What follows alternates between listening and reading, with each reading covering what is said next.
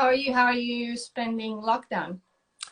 Well, so many things to do. I go up the Yeah. stairs, I go back down the stairs. I have been going for a run every day. I'm Okay. learning French, and I've got bits and pieces of work as well. Fortunately, I've been quite lucky. So it's not too, and the boys are having home learning, so I do a little bit of help with their English and other things as Mhm. well. How is that? How is having everyone inside the house and just doing their own thing at the same time? Shall I give you the political answer? In which case, No. it's really, really nice having lots of lovely family time. If you want the truth, there are some good moments, and there are some moments when I think a Mhm. murder's about to be committed. Okay. And how's the French going? Because I've seen on your website that that was your plan for this year. Oui, Doing c'est vrai, c'est vrai. It's going very, very slowly, but I can understand quite a lot of it. But when I speak to anyone in French, and like I went to the French Open last year, Mhm. they talk so quickly that I just panic then. So I don't want to get ahead of myself. But my knowledge of tenses and vocabulary is improving, but I'm still very lacking in confidence when it comes to actually trying to talk to anybody. Yeah, I find it to be a very difficult language as well to Yeah. learn. Well, the older you are too, I think the harder it is to learn that. That's my excuse. The harder it is to learn a Why language. French?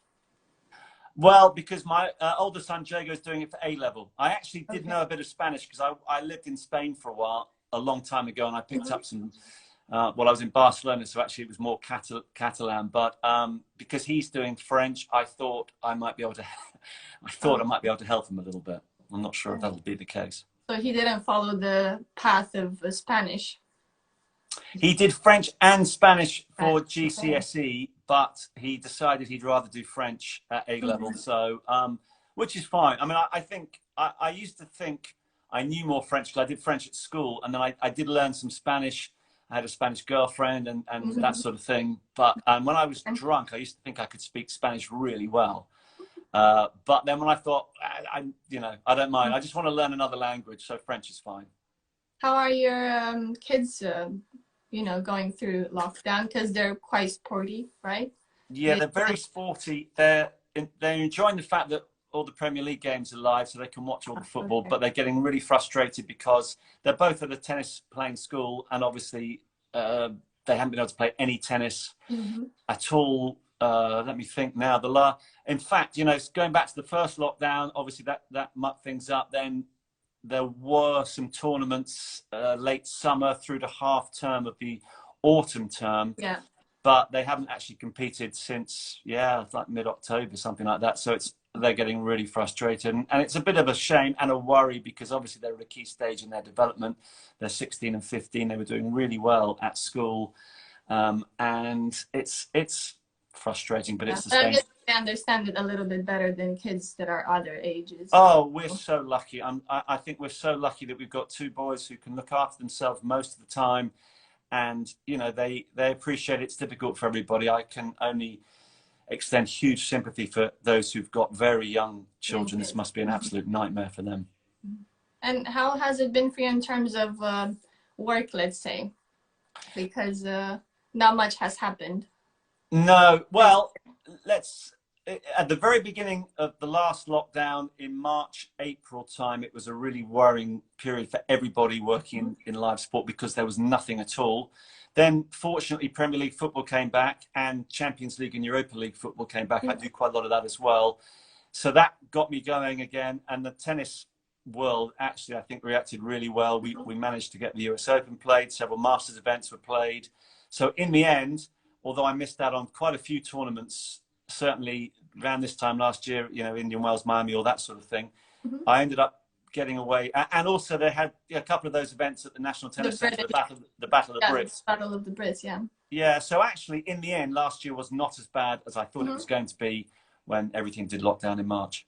Hmm. And how did you get into commentating and presenting? Because if someone would look at your CV, they would think that you've wanted to do that your entire life, Yes. considering. Well, funnily enough, I think I'm quite lucky. In one way, I also think I'm very unlucky because more than anything, I would like to have been a professional sportsman, and either I would have played centre-forward for Spurs and for England, or I'd have opened the batting for England, or I'd have won several Wimbledon championships and a few US Opens and Australian Opens, maybe not been quite so good on the clay. I desperately would like to have done that. I was never going to be good enough to get paid to play sport. And so the next best thing for me was to get paid to talk about it. And even from the age of about 7 or 8, when I was out in the street with my friends playing football, I was doing the commentary during the kick around, and then afterwards I would interview one of my friends, and I'd go home and interview my dad. I used to pretend he was a West Indian cricketer. I had a very old-fashioned microphone and tape recorder. So I kind of knew, I was lucky because not many people do, but I kind of knew what I wanted to do from an early age. And very luckily, after university, I got onto a BBC postgraduate course, and that was the way I managed to make progress. So you, apart from, let's say, being a sports person, you don't think you would have done anything else if it wasn't for media? Actually, what I really wanted to be was an actor. And yeah, I was in a fair few amateur productions when I was a teenager. Right from, I was at school, did quite a lot at school, and then I did a couple of things in London, and I really, really wanted to be an actor. But not surprisingly, my parents did not encourage me.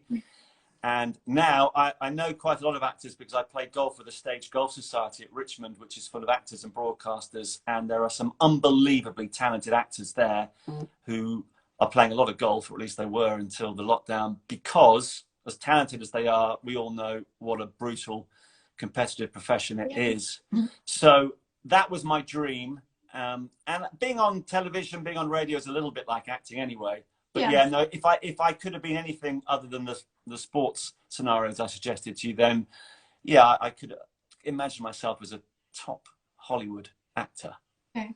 Haven't really what kind of roles would you play, or what kind of would you well, be? looking at me, probably, you know, I don't think I'd get the main sort of superstar part. I don't know. I quite like to be a baddie. You know, I quite like to be some sort of dodgy murderer, drug dealer, anything like that. You know, I'd like to have the more interesting roles, I think.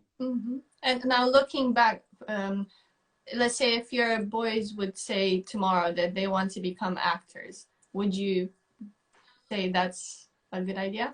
No, I'd say it's a very bad idea, but equally, I would not totally discourage them. And I should actually, to be fair to my mum and my dad in particular, because he was a fine art dealer. He specialized in Chinese porcelain. And actually, it was a family business that stretched over 100 years. And his dream was for me to go into that business. I see. But he was incredibly supportive when I said to him, I haven't really got a great deal of interest in that, and I want to be a broadcaster. And he encouraged me. And if I really, really wanted to go down the acting route, I know they would have encouraged me. My mother actually was quite ambitious, and she sent me forward for various auditions. I remember one, Young Sherlock Holmes, I think the film was called, where I got a fair way in the auditions list, and she was encouraging me. But you know, deep down, I think they knew it was a poor idea. But if my whatever they want to do, I would say, listen, go into it with your eyes open, but you also have to go into it with 100% desire and commitment, and with the realization that even if you work your socks off, there's no guarantees of success. In anything, really. Yeah. And going back to what you were saying about, let's say, broadcasting or being in media, it's still kind of acting in a way. In what way do you feel like you're an actor in your day-to-day job, let's say? Well, you have to always be enthusiastic, and normally I am. But sometimes if you've been doing an event for 3 or 4 days and you've got a match that's going into its 5th hour and is not producing the greatest tennis in the world, then there are times when you think, okay, I've had enough of this. But so, like in any job, so you've got to, you know, luckily I love sport, I love tennis, and I can find something interesting out of most things. But you know, you're always going to have to portray some sort of an image. I think it's very important in broadcasting to be yourself. If you try and be somebody else, then you're going to get into trouble sooner or later. But you still obviously got to put on a front and make sure that you're doing all the, you know, in the same way that you might have to get a cue if you're an actor or learn your lines. It's very similar. I have to learn some lines. I never use autocue, very, very really rarely, especially if you're on site, there's no autocue. So you've got to learn some lines, you've got to be prepared, you've got to know what you're talking about and that sort of thing. So it's a bit like a show. It's a bit like the curtain comes up when the credits roll, and there you go. So I do see a lot of similarities.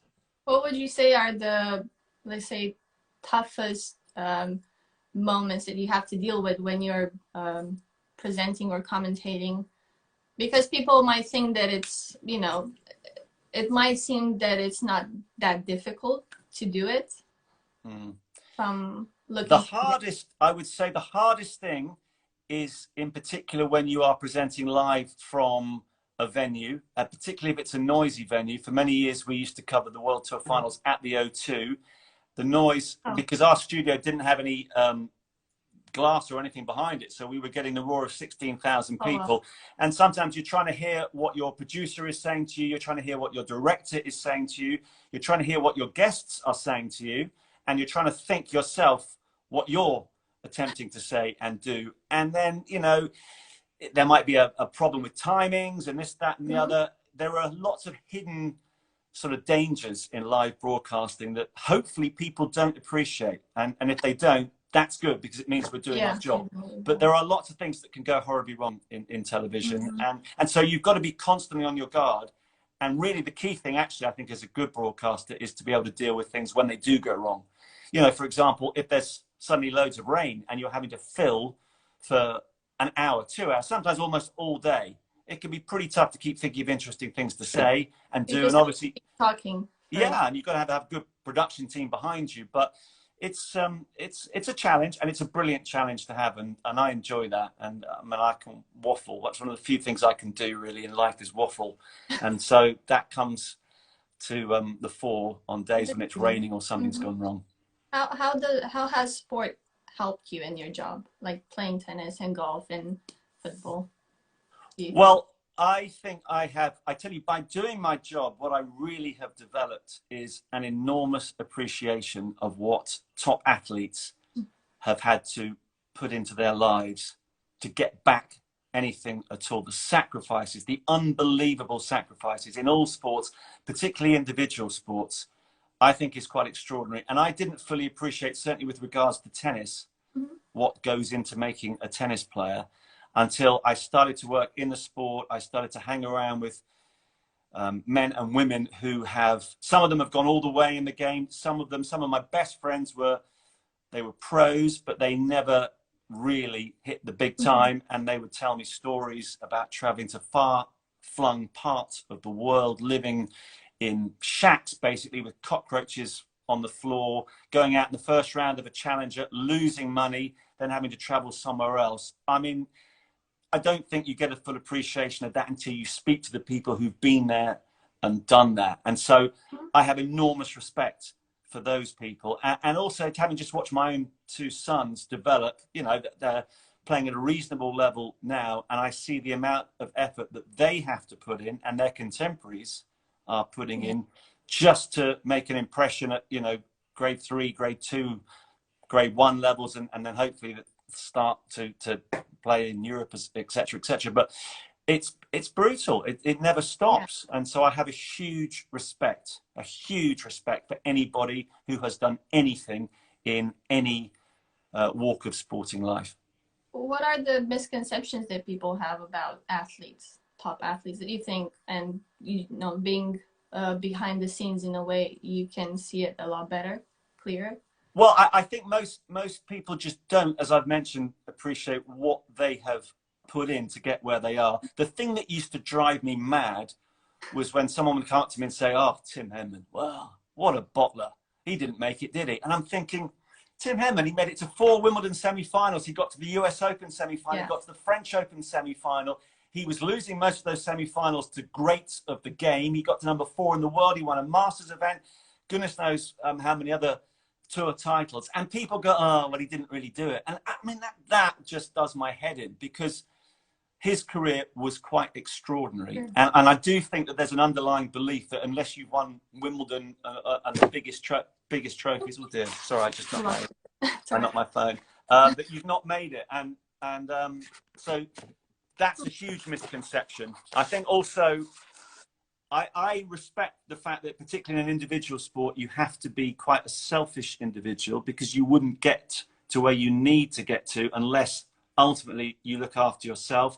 And as a broadcaster, sometimes I can get very frustrated, because you might want to do an interview or a feature with somebody, and for whatever reason, they're not going to play ball with you. Yeah.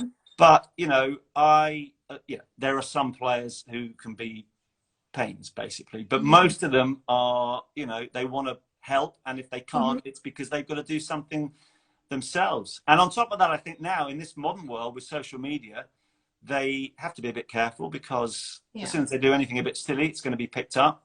And I also remember Boris Becker. I used to do a lot of stuff with Boris Becker, and we travel around the world, and at airports, for example, people would come run out, they want to have a selfie, his autograph, etc., etc., and he'd say, yeah, 90% of the time I'll do that, but of course there's going to be a time when I'm not feeling like doing it, and I'll say no to one person, and they send back to, oh, what a miserable so-and-so Boris Becker is. So there is an enormous demand on those people as well. So whether you make it big time or you're just working your socks off, I really don't think that most people appreciate what it takes.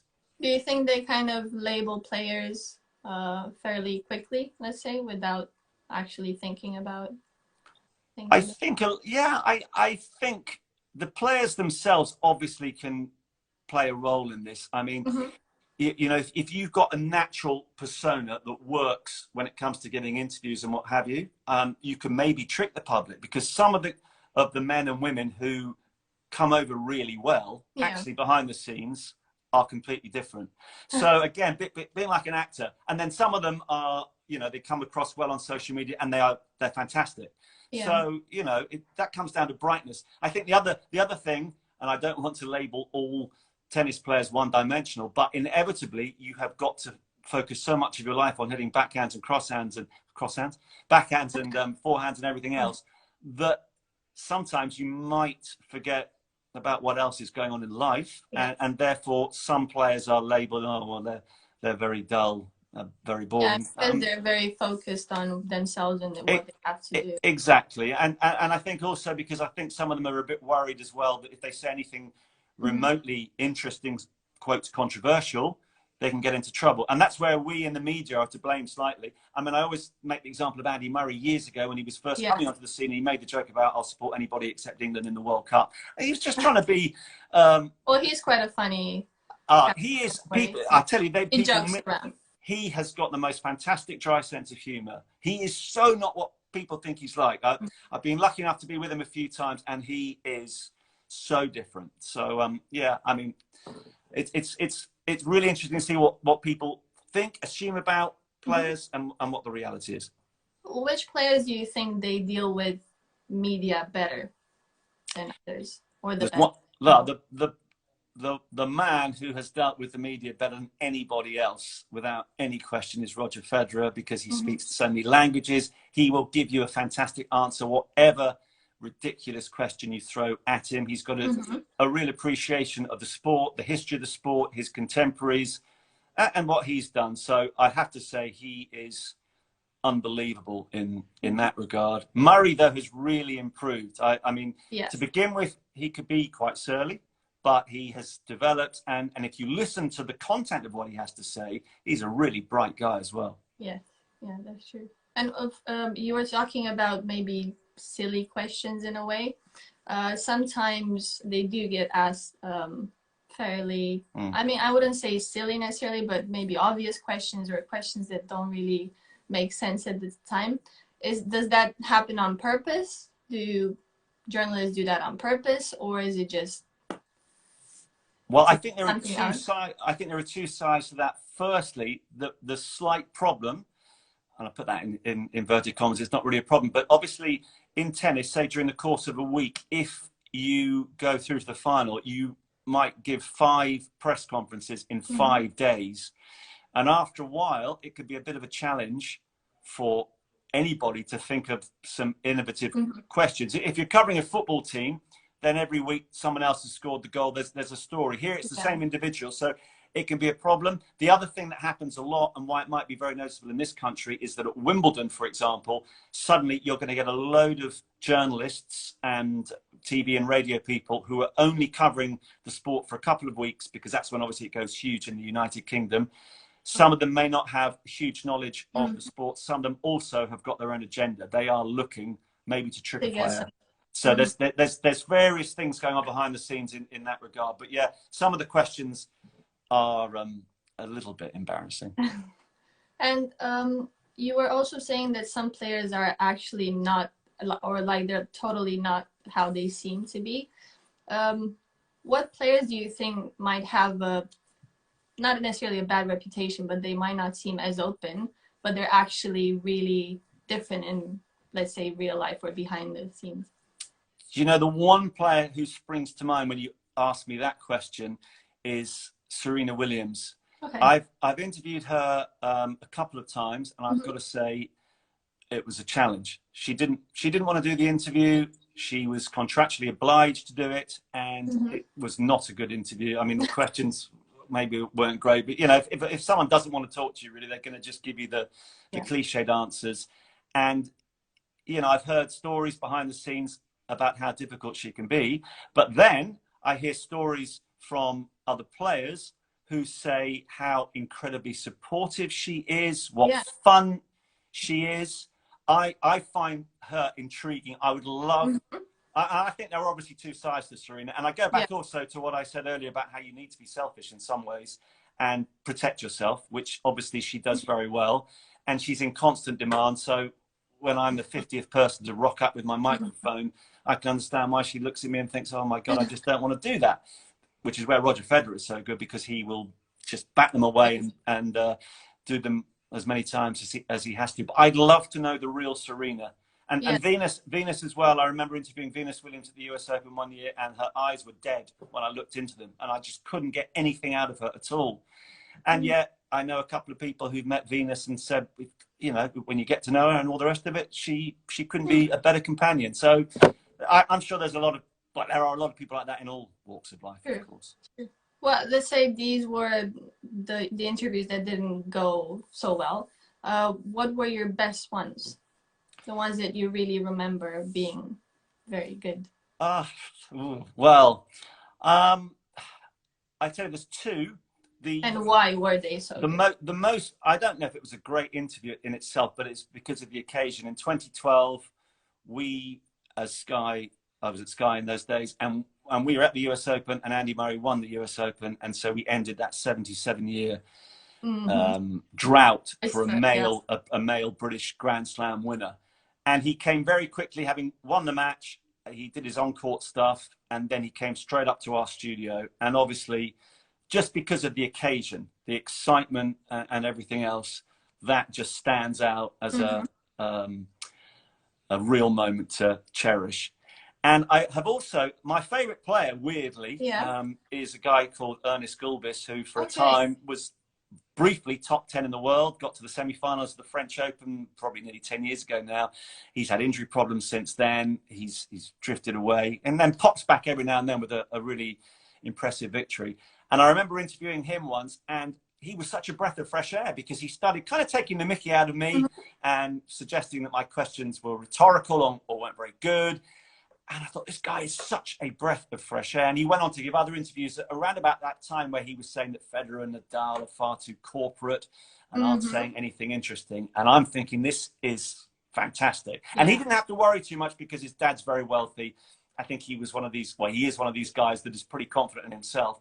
And it's such a shame, I think, that his career didn't quite kick on since then, because I think he would have been one of those players to transcend the sport and be a real publicity-seeking machine. So I really enjoyed talking to him. You know, I've had quite a few over the years interviews where I've thought, this is fun. Andy Murray's always a challenge because you know you never quite know what he's going to say to you. But yeah, I've been lucky. Most of them have been. There haven't been too many. Hopefully, too many awful ones. Okay. What are Kyrgios like, and also Djokovic, for example? Djokovic is supremely professional. I think, you know, as good in terms of giving interviews and getting his message across as Roger Federer is. I've never ever had a problem with Novak. I know some people have. I know that he kind of seems to split opinion down the middle. I think the guy is an unbelievable tennis player. I was absolutely convinced up until the end of last year that he was going to eventually win more Grand Slam titles than Federer or Nadal. Just the fact of what happened at the US Open and then at the French Open has made me just revise that a little bit. I'm not certain. I still think he will, but I'm not sure. Okay. You know, he's had times in his life where maybe he's made decisions that in hindsight he will regret or would rather have done something differently. But I mean, the guy is quite extraordinary. So yeah, look forward to interviewing him. Kyrgios, I'm trying to think here. I don't think I have ever done a one-on-one interview with him, but I did attend a small press conference with him at, it must have been at the US Open the year before last. And I've got to say, I'm afraid to say, he was incredibly rude and aggressive towards a female journalist, a friend of mine. Basically, he bullied her. And I just thought it was absolutely bang out of order. And I won't say what he said once to a friend of mine's son, but when you hear these things, it sticks in your mind. Yeah. As a player, when he burst onto the scene, I absolutely, the guy is so talented. Yeah. He's a Spurs fan as well, so I want him to do well. I think what he's been saying about Djokovic recently is the pot calling the kettle black. I just wish, and I also am very wary to criticize people too much, because who knows what's going on in their mind? Who knows what issues they're having to deal with? And, you know, it's very easy to criticize. I just wish he would keep quiet, actually, and just play and show everybody that he can win 7 matches in 2 weeks and win a Grand Slam, because he's that good when he plays well. And I think he's fantastic for tennis, but I don't think he helps himself by what he says. What do you think happens? Because, you know, we've seen like Federer, Nadal, Djokovic, and Andy even being in the top for so long. And I think everyone was expecting the younger generation to take, you know, to take their spot, but it hasn't happened. Do you think it's going to happen? Why do you think it hasn't happened yet? I think it hasn't happened because we have had 4 of the greatest players of all time all playing together at the same time, pushing each other on, and the longevity of Federer and of Nadal in particular is astonishing. Novak, you know, he's obviously a lot younger, but he's got miles in him. It's such a shame that Andy Murray has had these injury problems, because the way he fought tooth and nail to get to #1 in the world and win the World Tour finals against Novak to seal that year-end spot was absolutely incredible. And, you know, you're thinking that, oh, well, we could now have 2 or 3 amazing Murray years. And it's been so frustrating that one injury after another has followed. I think actually, you know, I don't think it's such a bad thing that he's not going to the Australian Open. It's obviously really frustrating for him. And more time. Yeah, I wish he was there, but it's a long way to go into 5-set matches. I'm going to play the positive game here and think that actually, okay, he can gear himself up for Rotterdam or Dubai, wherever he wants to start. And, you know, hopefully we've still got a few more Murray stories to write. But because of their dominance, the next group of guys have just found it almost impossible to break through. But it's starting to happen now, isn't it? Dominic Thiem looks to me as though he is going to be the man to assume the mantle. I still want to see what happens with Zverev. He's having all sorts of problems behind the scenes. Do you think he's going to make a bigger comeback in a way, or like get back on track? Zverev? I'm not sure. I'm not sure, to be honest. He's broken up with his with the Federer management team. Clearly, there have been some very disturbing allegations that I'm not even going to touch on here, because I don't know what's happened there. His game can be vulnerable at times. We know problems with his forehand. It can go, the second serve in particular. But he's got the game. He's got the physique. He's got as good a chance, I think, as just about anybody. But for me, I think I've done a few predictions somewhere else, and I've got Thiem. I think I can't remember what I did. I'm terrible with predictions, but I've got Thiem to be the player of 2021. I think he has a pretty good chance based on how he's evolved in the last couple of years, and I think it's a good chance. Yeah, but now that I've tipped him, he'll probably have a shocker. But yeah, you're right. He's got all the credentials. He's now got the belief. He's got you know, once you win a slam, I think it obviously gives you that extra feeling that, hey, I've done it once, why can't I do it again? You have a lot of experience on being, you know, on the sideline in a way and watching a lot of tennis matches. And there must have been some players, female players and male players, that you thought, oh, they could be the next big thing, but somehow it didn't happen. Who was that? Oh, goodness me. Well, Gulbis was one. When he got into the top 10, I'm thinking this guy can go all the way. it's so difficult because I remember when Milos Raonic burst onto the scene, and again we're now talking about players that have made it or haven't made it. Raonic has had an amazing career. Yeah, I think we all thought that he would win a slam, and maybe he still will, but that didn't happen. A whole load of those players, you know, Dimitrov, Baby Fed when he came onto the scene. There are so many of them, but these guys have still had great careers. I know a lot of people point at Richard Gasquet when he was a young kid back in France. He was on the front pages of the magazines. Unbelievably talented, had a fantastic career. Again, it's whether you judge whether you've achieved your potential or not. I think that's such a difficult thing to say. And female tennis players? On the female side of things, that's been interesting because there are so many players who've risen to the top or near the top and then drifted away again. But the list is enormous. My favourite, well, I've got a few favourites actually. Maybe I shouldn't reveal. I've got 2 or 3 favourites who everyone will start betting on them from now on. Well, I mean, Victoria Azarenka. I've always loved Azarenka. I didn't like that pigeon cooing sound of hers, but I interviewed her once a few years ago, and she's another player who. Because I used to watch her come out and she'd have the headphones on and she was a bit miserable and she made the cooing sound. And I'm thinking, oh dear. And then I met her and she is so bright and she had such warmth and enthusiasm. And I'm so excited to see the way that she came back last year. So I'm just trying to think of other names. Monfils? Who, sorry? Monfils? Oh, Monfils back on the men's side. You know, Fanini, when he plays well, the guy is just lights out. I still think he could have done more, but, you know, the key bit's up here, isn't it? That makes a difference between the really good and the great players, I think. And how do you think tennis is going to change in the next maybe 10, 15 years? Because I was talking to someone about, you know, the tennis game becoming shorter. Quicker as well. Do you think we're gonna, you know, do you think the number of sets that male tennis players are gonna play are gonna be less, even at Grand Slams, or do you think we're gonna see, I don't know, short sets or something like that? I think the sport has a big challenge on its hands because obviously well, how do I put this in the right way? The youth of today, and I include my 2 sons, even when we watch a football match, they're looking at something else on their phone as well. The concentration levels are not great.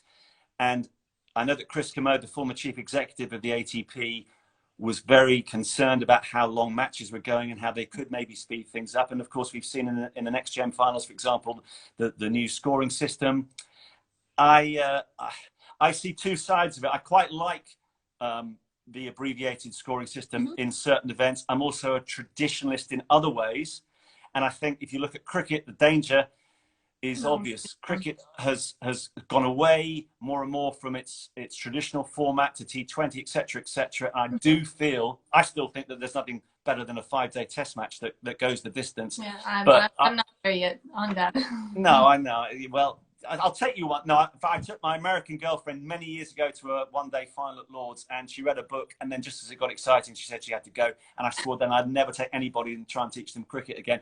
But I do think maybe there is a chance down the line that we look at certain tournaments more than there are now that perhaps experiment a bit with the scoring system.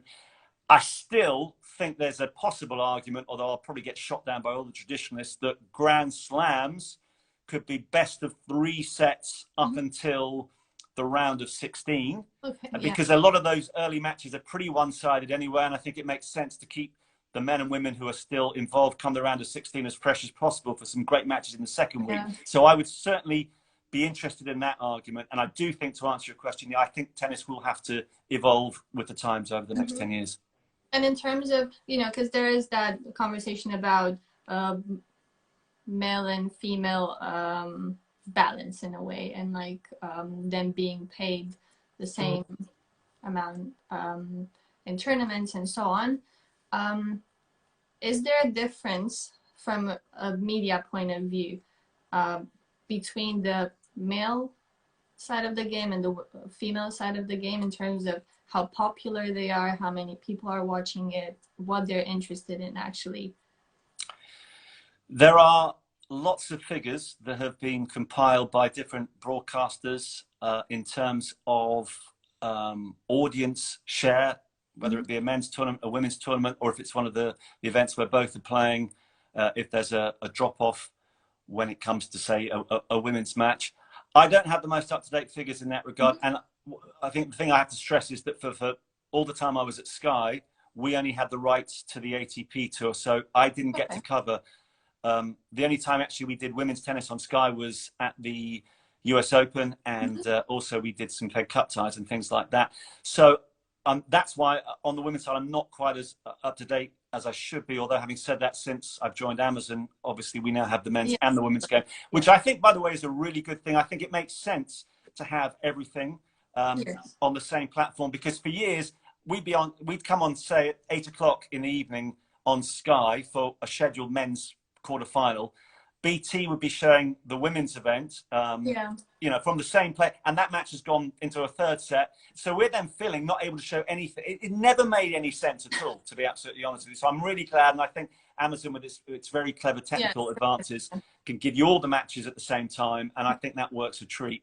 And do you think that will help boost the audience for the women's game as well? Yeah, I think so. I think so. I just think the fact that you, as a viewer, have the choice of whatever is on, and then let's not worry too much about, you know, if because you want to watch a certain men's match, for example, that may not be that interesting, but it's fine because you can watch that.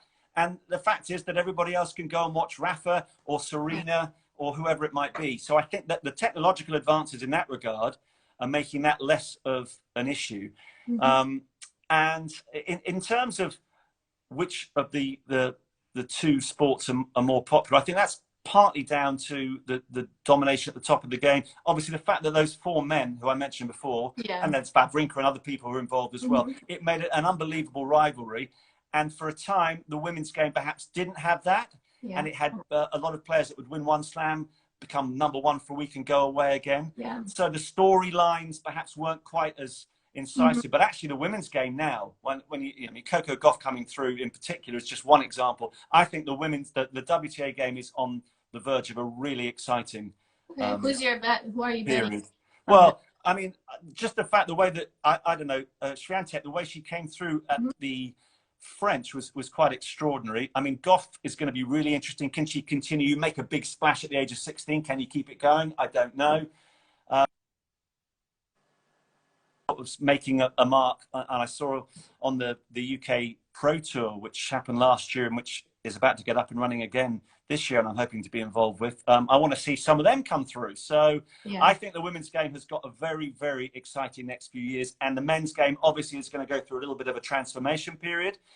I know that at Sky they were worried about that. That was one of the reasons in the end they decided not to, because they're going, well, Federer's going to finish eventually, Nadal's going to finish. But that's happened throughout sport. You know, those eras come and they go, and someone else comes through. And this is a real challenge because those guys were so good. But, you know, look at Tsitsipas, I think is a hugely exciting player to watch on court, and very exciting to deal with off court as well. And let's say, talking from a parent's perspective, how do you keep because you're among top tennis players pretty much all the time. How do you keep yourself grounded in terms of expectations from your children with their tennis? In terms of what, well, I've just said to them, if they haven't won Wimbledon by the time they're 22 years of age, they're out. That's it, basically. No, I'm very lucky because obviously I know a few players and some coaches, and as I mentioned before, I realize exactly what sacrifices they made, and the chances of going anywhere in terms of the higher echelons of the sport are so slim anyway. I just want my boys to be as good as they possibly can be. I mean, it's a cliche, but tennis teaches you about life, problem solving, dealing with your emotions, all that sort of thing, keeping you fit. I mean, I just love the fact that, you know, when we live normally, they are out playing sport all the time. I see now when there's nothing else to do, of course, you're on your phone, you're playing games, this, that, and the other. I love the fact that sport gives you that that release. And what I particularly love about tennis is the mix. It's in the mind, and it's also the physical side of it. You know, so you've got the best of both worlds. It's chess and boxing mixed together, and just the That's whole a good theatre and the theatre and drama of it is fantastic. And they've made loads of friends, and those friends I think hopefully will stay with them throughout their tennis career and afterwards. And that you can carry on playing tennis till you're 90, can't you? So it just ticks all the boxes in that regard. And if they never make it anywhere in terms of an ITF ranking or anything like that, I don't care, because already it's given them so much. How did they end up playing tennis? Well, funny enough, I mean, I played a fair bit as a youngster, never to any great levels, because I was a very arrogant child who didn't want to be coached. I thought I knew it all. Okay. And I just had 3 or 4 friends, and we used to play pretty terrible matches, but they'd go on for hours, and they were very competitive as well. And my parents didn't play either, but I remember watching, very vaguely remember watching Arthur Ashe win Wimbledon in 1975, which shows how old I am. But I vividly remember watching Virginia Wade in 1977. I was 8 years old, but I saw Virginia Wade win Wimbledon, and I saw how excited my parents got that day, and what an extraordinary story that was. And I've been lucky enough to meet Virginia Wade a few times since then, and she's still one of my all-time sporting heroes. And that sort of then led through to the Borg-McEnroe era, which for me was so captivating, because I was more like McEnroe in terms of being a brat, but I wanted to be like Borg. So I could identify with both of those players. And once you get into a sport, then it's luckily you tend to stay with it. And that's what happened. I wish that I had been less arrogant as a kid and actually had more lessons and seen how good I might have been myself. Well, that's how you basically instilled that. And yes. Yeah, I taught them. I mean, basically what happened was at a lawn tennis writers' lunch, I won a raffle prize, which was an hour's coaching with Joe Jury. And I thought, okay, I'm a bit long in the tooth for this. So I gave the prize to Jago, who was about 7 then. He went down there, really enjoyed it, showed a bit of an aptitude for it. And Luca, who's 18 months younger and unbelievably competitive, was watching everything his older brother did. And then they'd start playing. We've got a small little garden out the front. We've got a little net, sponge ball, and they'd have their own Wimbledon finals out there, which the neighbours hated because the noise was pretty horrendous. But that's how it started. And then it went from there. And you said you could see yourself a bit in McEnroe and Borg, but what player would you say you would be similar to that's active at the moment? Active player at the moment. That's a good question. I think, well, if I could be like any of the players who've been out there recently, only because I'd like to have the forehand and the power. I'd like to be like Juan Martín del Potro. Because I think he's quite, again, another player who we have missed so much with the injuries he's had over the past couple of years. But I love his dry sense of humour. I love the way he sort of ambles about the court, but then hits that unbelievable ground stroke. And I remember him winning the US Open, which was so out of the blue. And again, one of those players you thought, well, maybe he's going to go on and dominate. It didn't happen for whatever. But I would like to be like him, because he's got a slight touch of, not arrogance, but there's just something about him that's cool, and yet the power to hit a ball like that would do it for me. Seems like a very nice guy as well. Very nice guy, yeah. Why do you think we haven't seen more British players, especially, both sides, male and female players in top 10, let's say, or winning? I blame it all on Andrew Lewandowski. No, I'm joking, Andrew. I'm going to crop that section and then send it to him. Listen, let's be honest about this. It's a sport that is played all around the world. I think in some parts of the world, players are, I hate to say it, maybe it's a bit of a cliche, but they're a bit more driven. It's a bit, that's it. If they don't make it in tennis, they're not going to have any other options. We have produced some unbelievable young players. I mean, the British success rate at junior level is really, really impressive.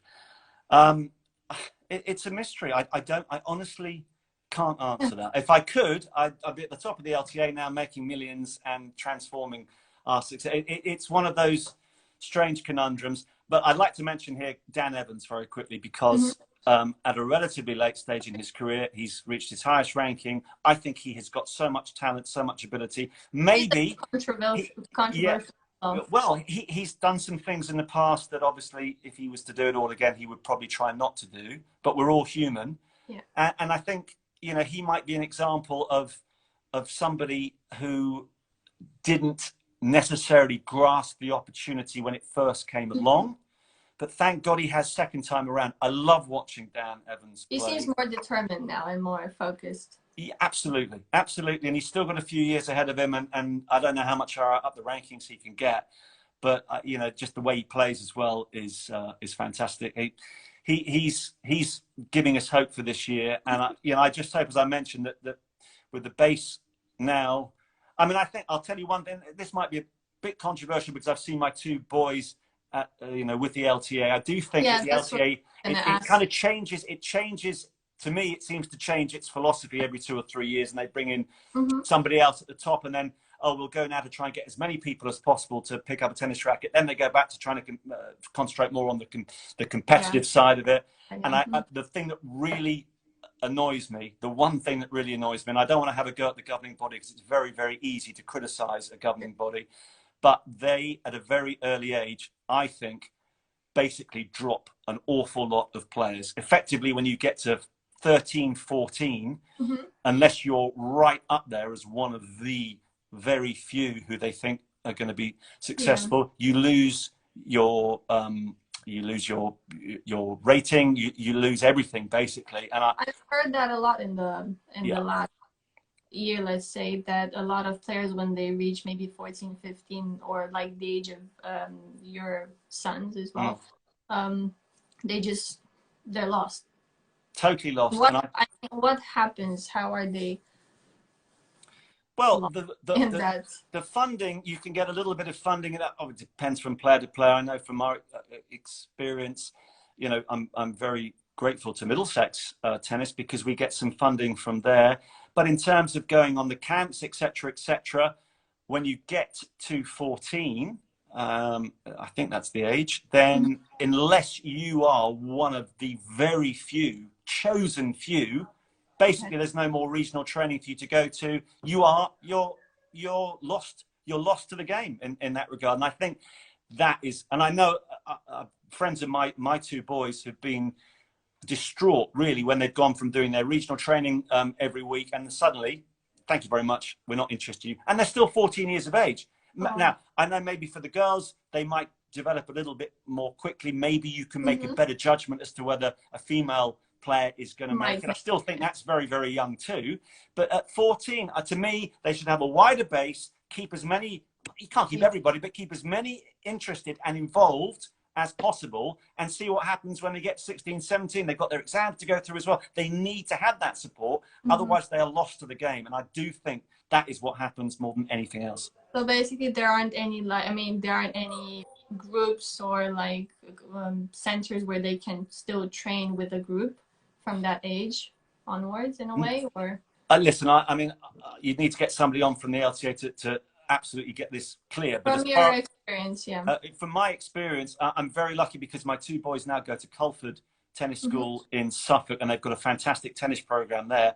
But previous to that, they would train at the club they were at, and they would go to regional training and that sort of thing. But the regional training it does go when you get to 14, and the little funding you get for that goes as well. So you are, I think, effectively, unless you are one of the ones who are really is a handful of players who go off to one of the academies and keep on the national camps and that sort of thing, I'm afraid you are lost to the sport earlier than you should be. Yeah, that's a bit sad. Maybe they will change their vision in another couple of years. I hope so. I just hope they keep encouraging young players, boys and girls. 14 is so young to effectively decide that you haven't got a chance. Basically, you have 10 more years to go. Yeah, exactly. I mean, look, now these days you can play well into your 30s, so exactly. Yeah. And going back to your predictions, what predictions do you have for the Australian Open? Stupidly, I haven't brought my piece of paper with me, so the predictions I made a couple of weeks ago are probably going to be screwed up here. But I am going with Dominic Thiem to win the Australian Open on the men's side. On the women's side, it's so difficult, and the fact that we've had all the issues with the quarantine and everything else, I just don't know who's going to bounce onto court and look brilliant. But I'll go with the person I want to win it, Simona Halep, because I'm a massive Simona Halep fan. So I feel that there. I would be, that idea. Yes, I'll be pleased if she did that. What was your take, or what is your take on the whole quarantining in Australia? Well, I'm still very concerned for Bernard Tomic's girlfriend, because you know, she can't wash her own hair. This is the biggest issue that the modern world faces at the moment. Aside from that, I think that the vast majority of the players dealt with it fantastically well. I don't think they deserve to be criticised in the way that some as a block have been.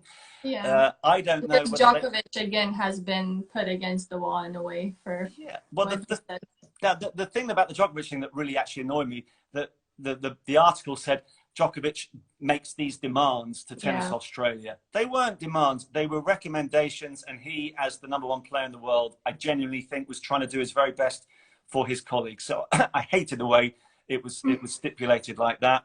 I don't know if it's true that one or two of the players suggested that they weren't fully informed as to what would happen if somebody on their flight had COVID. I mean, the suggestion from some players was they thought it was only the section of the plane they were on. I think surely to goodness they were all told. Everyone knows that if there's someone on your plane that tests positive, you kind of have to. Yeah. And look at the get the word out, innovative way that some of the players have been dealing with quarantine. And good luck to them. I mean, it's tough, but we're all having to deal with it. And I think 99% of them have dealt with it well. And I think we all now just can't wait for them to get out and play in the ATP Cup, those who are. And then let's get to the Australian Open and start a fantastic tennis year. What do you think Heather Watson's going to do? Or how do you think she's going to do? Well, based on how busy she's been with her preparations in her room, I hope she does really well. I don't know with Heather. She's also kind of a player that has been, you know, has had her ups and then she didn't quite break the ice. No, she, you know, I remember some fantastic matches at Wimbledon against, was it Venus or Serena she played a couple of years ago, where she very nearly won.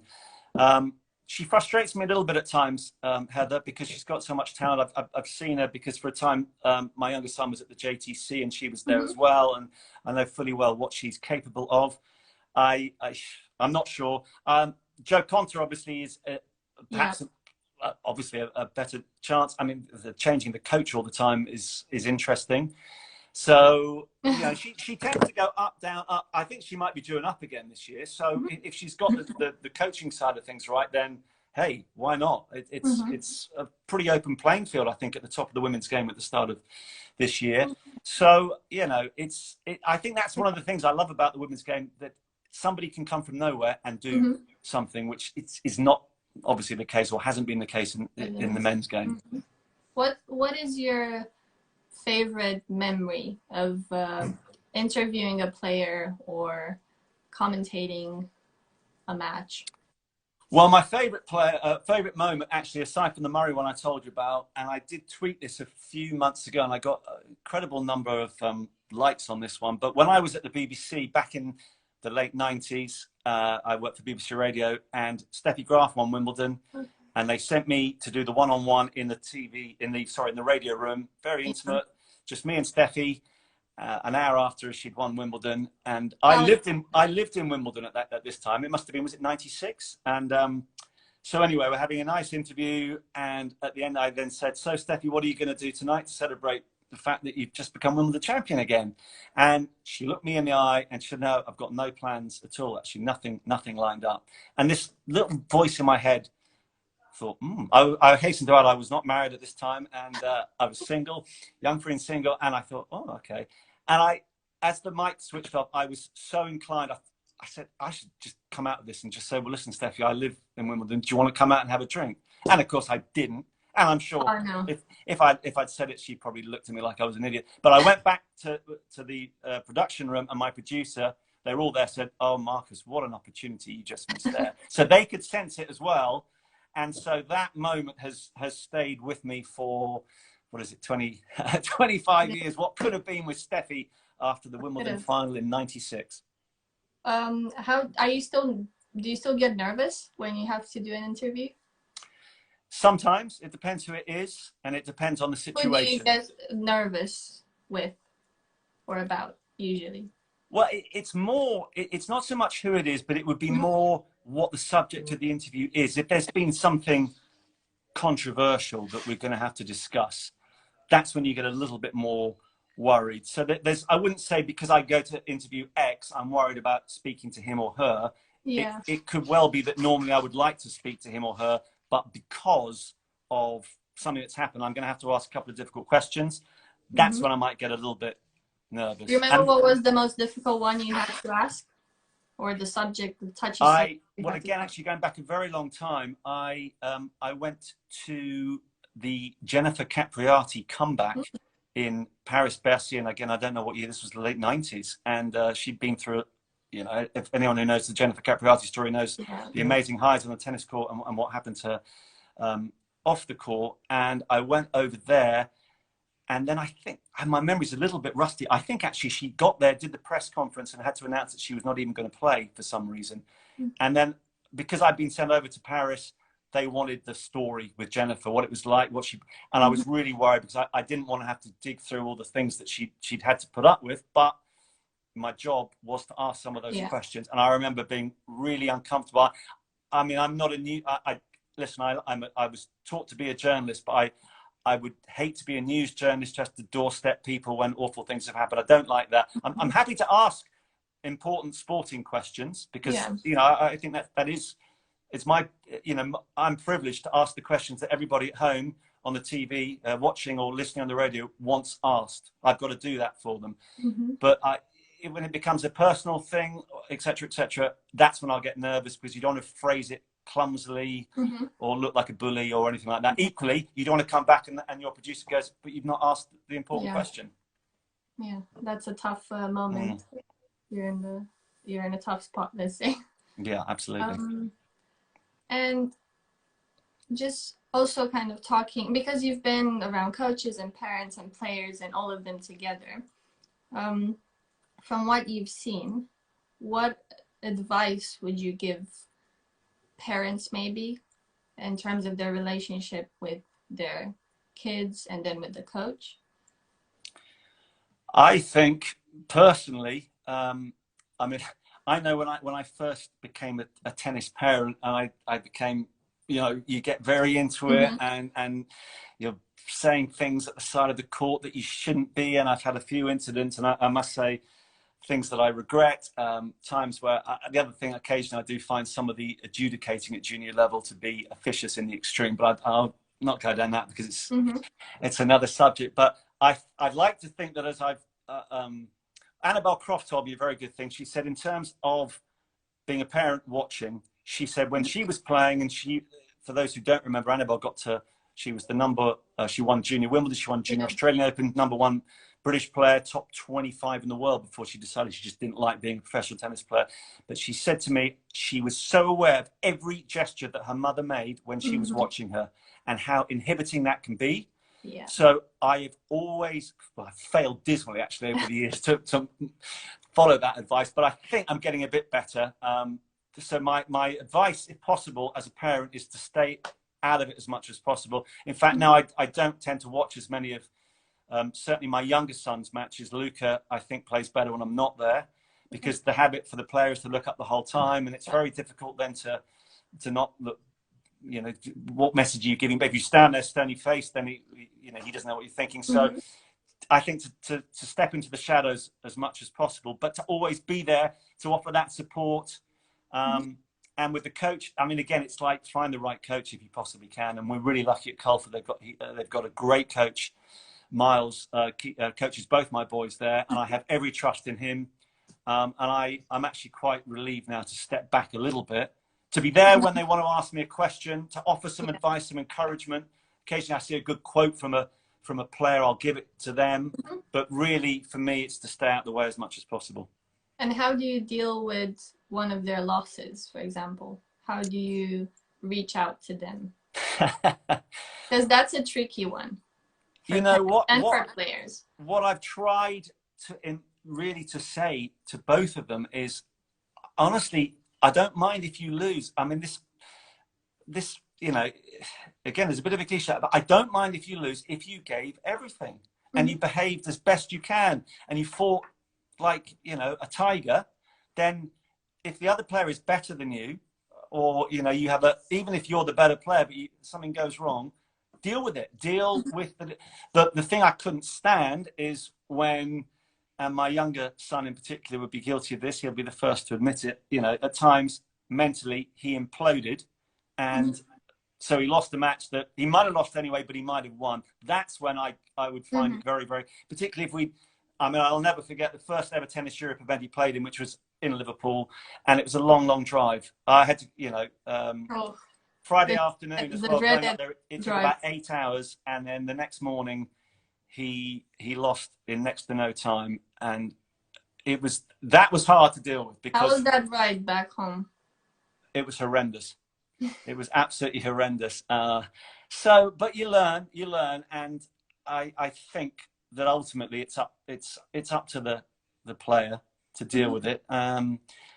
I'd like to think they're getting better in that regard, because I think just give what you can and be proud of yourself when you walk off the court, whether you've won or lost. And I know it's easy to say that, but I do think it's very wise advice. Sure. Okay, I think we're gonna kind of wrap it up, and if it's okay with you to wrap it up with the quick fire questions, with some quick fire questions. Yeah, by all means. Okay. Favorite player, male and female? All time or at the moment? All time. Favorite player all time would have to be, I would say, probably Bjorn Borg, because of what he achieved at a time when I was very influenced. You know, I was influenced by what I saw at that age, and I just the coolness of the guy was unbelievable. And I've heard some of the stories about him as well from his contemporaries, and he was obviously a fun guy to party with as well. So I think I'd go with Borg. And I think on the female side of things, my favorite female player of all time. Yeah, bizarrely, I loved Natalie Tozier, who got to the Wimbledon final a few years ago. She is a feisty character.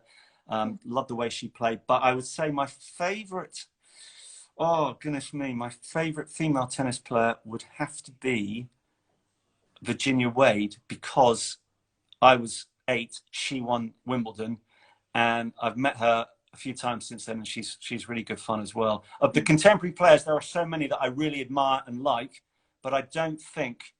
Actually, who am I talking? I'm having complete block. Serbian Anna. I'm going mad. I'm going absolutely mad. Who was my?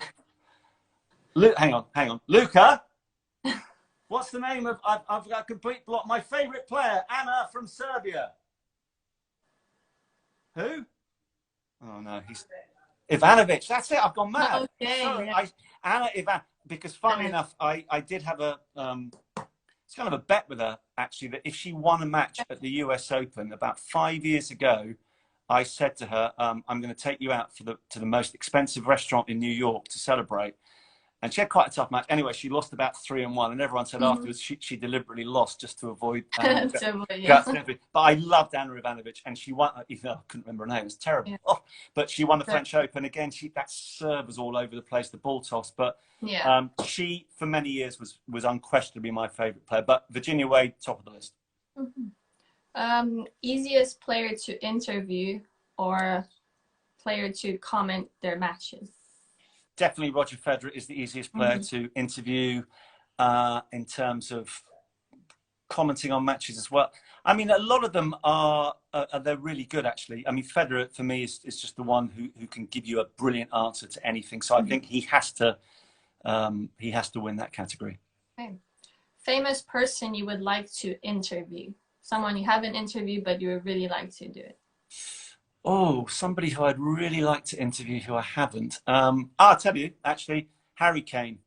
I've never met him as a Spurs fan, though, and I think he comes across as, you know, a really good all-round guy as well. So, and I tell you, I'd like to interview him when Spurs win the league, or at least a trophy, because that's what he needs to do more than anything else. And my wife has reminded me also, I have a certain set of heroes actually and heroines, but Nick Nolte, the actor who's been around for years, just love his films. Yeah.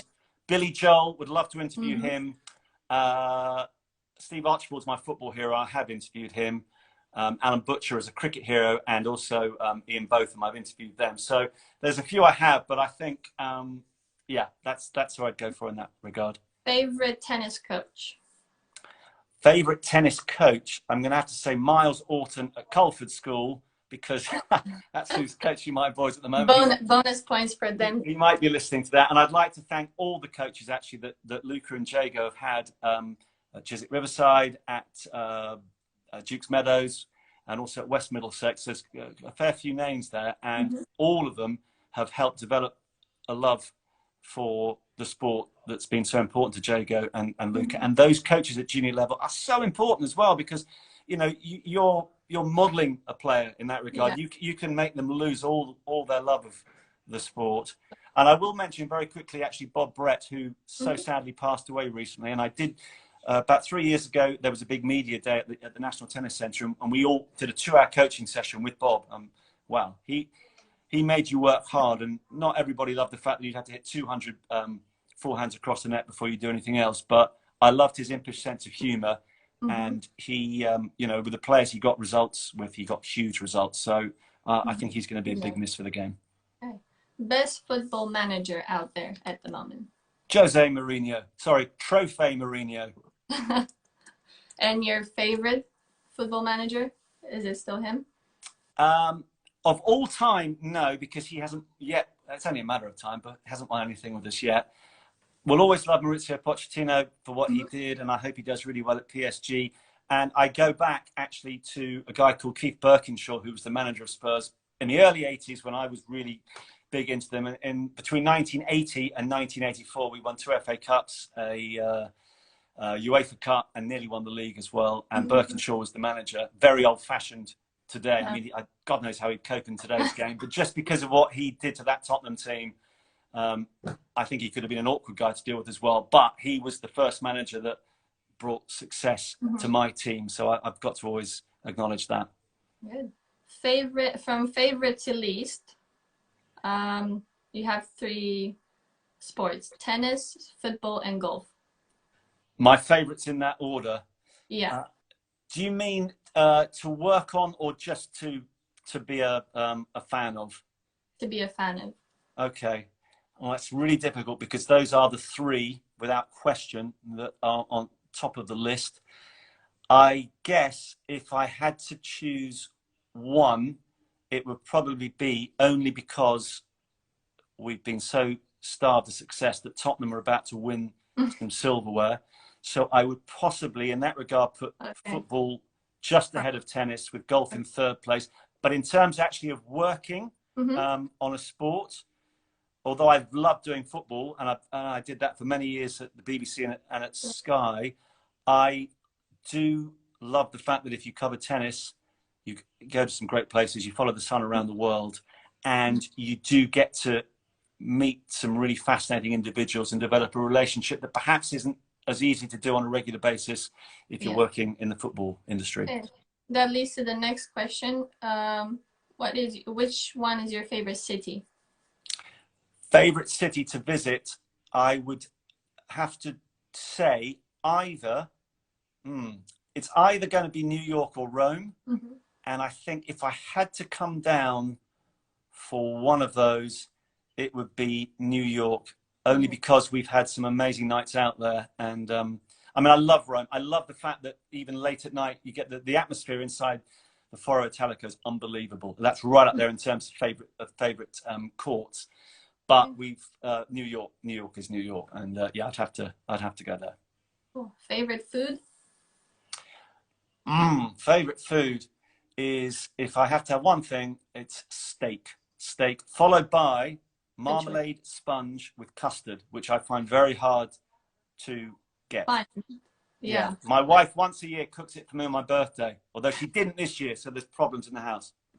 That goes back to school. For some reason, at school when I was about 7 or 8, they used to do this amazing marmalade sponge with thick custard with lots of skin on it, and I just love that. That will go on the to try list. Yes. Oh, unfortunately, not many people like it, but give it a go. You never know. So is it like Marmite? You either like it or not? Or? Yes, definitely. Okay. Your biggest fear? My biggest what? Sorry, fear. Fear.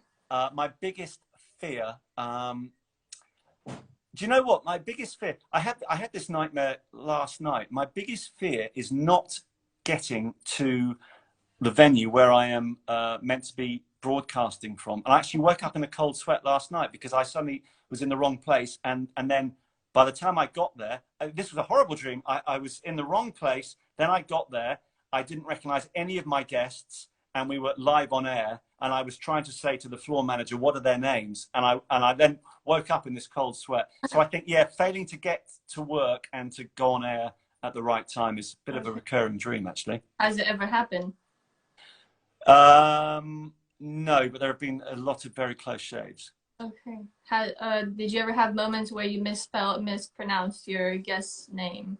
Yeah, I've forgotten my guest names before now. Okay. I've forgotten my guest name. Worse than that, though. Actually, I've had a guest.